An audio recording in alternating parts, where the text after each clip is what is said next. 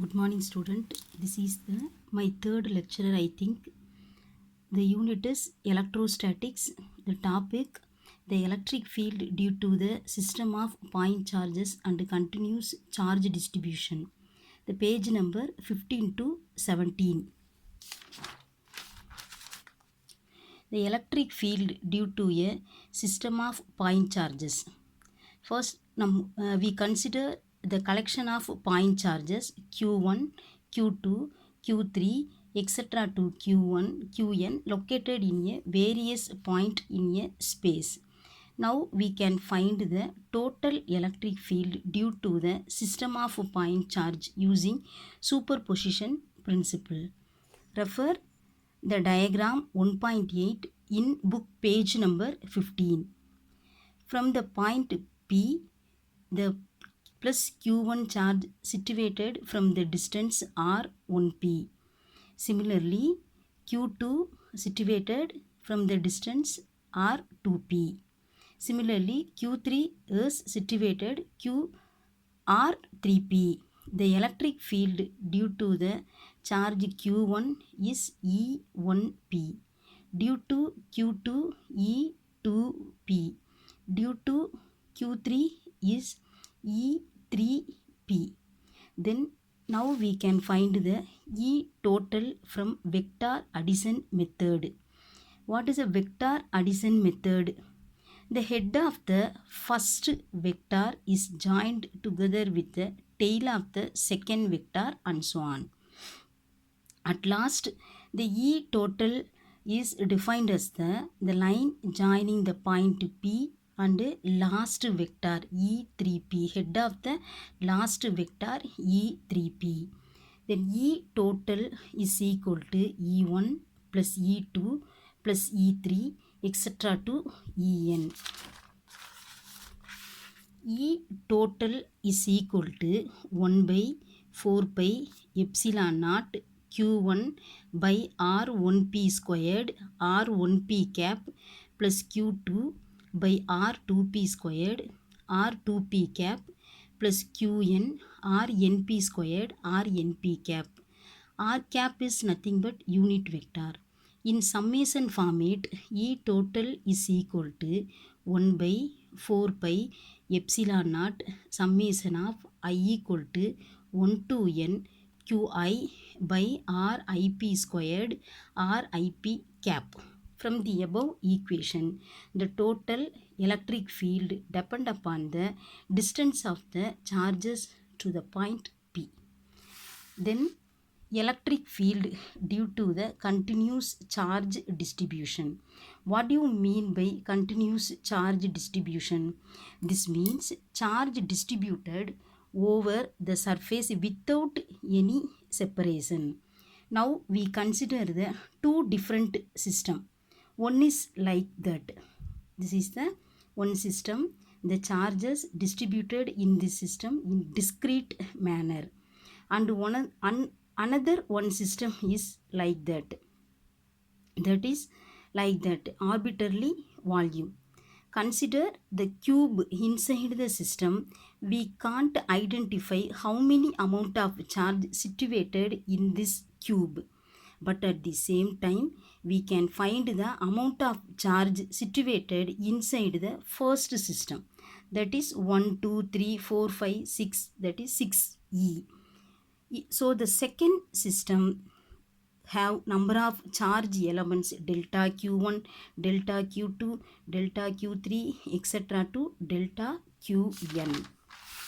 Approximately, the formula becomes E equal to 1 by 4 pi epsilon naught summation of I equal to 1 to n delta of Qi by Rip squared Rip cap.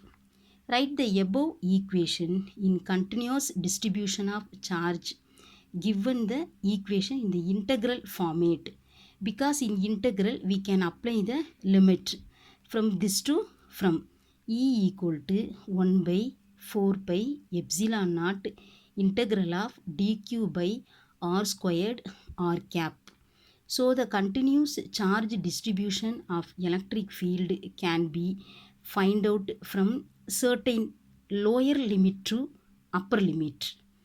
Now we discuss the charge distribution, the continuous charge distribution for different system. The first system is linear charge density or linear charge distribution.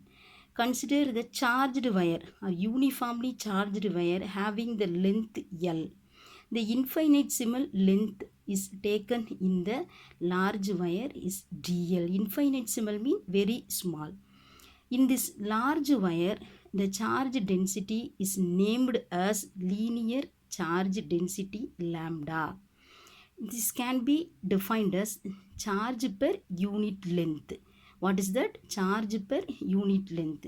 Then lambda is equal to Q by L. So unit is coulomb per meter because the unit of charge is coulomb. The unit of length is meter. So coulomb per meter. Consider the infinitesimal, that is very small length element dl. Then linear charge density lambda is equal to dq by dl. dq is equal to lambda dot dl. The electric field due to the charged wire is continuous manner. E equal to 1 by 4 pi epsilon naught integral of lambda dot dl by r squared r cap. dq is equal to lambda dot dl. We can find the dq value from the above equation. Then surface charge density. Consider the charged plane sheet of area A. The charge is uniformly distributed along the plane sheet. So the surface charge density sigma is defined as the charge per unit area. That is sigma is equal to Q by A. The unit of sigma is coulomb per meter squared. Consider the infinitesimal area. Surface charge density sigma is equal to dq by dA. dq equal to sigma dot dA. Then E can be written as 1 by 4 pi epsilon naught integral of dq by r squared r cap. Substitute the value of dq in the above equation. The equation becomes E equal to 1 by 4 pi epsilon naught integral of sigma dA by r squared into r cap. Okay.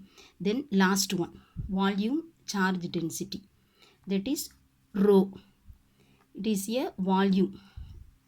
Arbitrarily volume. Arbitrarily mean any irregular shape. Okay. If the charge Q is uniformly distributed in the volume V, then volume charge density rho is equal to Q by V. The unit of volume charge density is coulomb per meter cube. The charge present in the infinitesimal volume element dV is dq equal to rho dot dV. The electric field due to the volume of the total charge Q is given by E equal to 1 by 4 pi epsilon naught integral of rho dot dV by r squared r cap. Okay. Now in this chapter we discuss about linear charge distribution. Lambda is equal to Q by L. Then surface charge density sigma is equal to Q by A. At last volume charge density rho is equal to Q by V. Okay. Thank you students.